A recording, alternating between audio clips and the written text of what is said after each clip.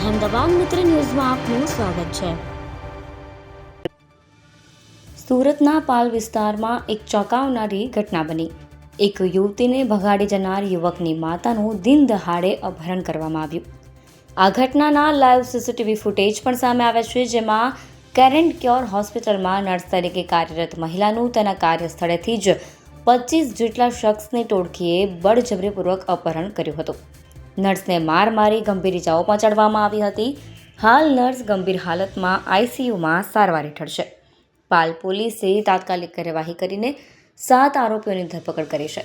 પકડાયેલા આરોપીઓનું પોલીસે રિકન્સ્ટ્રક્શન પણ કરાવ્યું। એક આરોપી રડી પડ્યો હોવાનું સામે આવ્યું છે।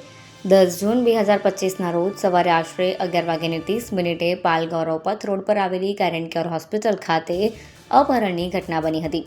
સુમિત્રા રાયાણી, જે આ હોસ્પિટલમાં નર્સ તરીકે ફરજ બજાવે છે, તેમનું અંદાજે 25 જેટલા પુરુષો અને મહિલાઓની ટોળકી દ્વારા બળજબરીપૂર્વક અપહરણ કરવામાં આવ્યું હતું।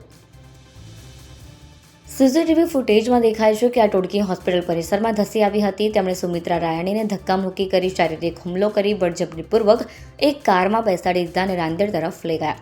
રાંદેર પહોંચ્યા બાદ જાહેરમાં સુમિત્રા રાયાણીને ખૂબ માર મારવામાં આવ્યો। આ ઉપરાંત ગુપ્ત ભાગે પણ ગંભીર ઇજાઓ પહોંચાડવામાં આવી હોવાનો આક્ષેપ છે। આ ઘટના પાછળનું મુખ્ય કારણ પ્રેમ સંબંધ અને કોર્ટ મેરેજ હોવાનું બહાર આવ્યું છે। રાંદેર રોડ પરની હેતલનગર સોસાયટીમાં રહેતા 44 વર્ષીય આશાબેન ધનેશભાઈ મકવાણાએ પાલ પોલીસમાં ફરિયાદ નોંધાવી છે।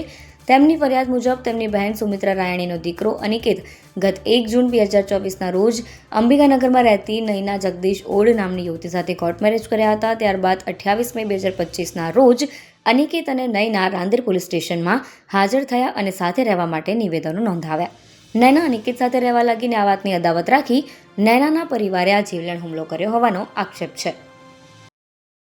અહેમદાબાદ મિત્ર ન્યૂઝની યુટ્યુબ ચેનલને સબસ્ક્રાઇબ કરો અને બેલ આઇકોન જરૂરથી દબાવો, જેથી દરેક મહત્ત્વના વિડીયોની નોટિફિકેશન તમને મળતી રહે।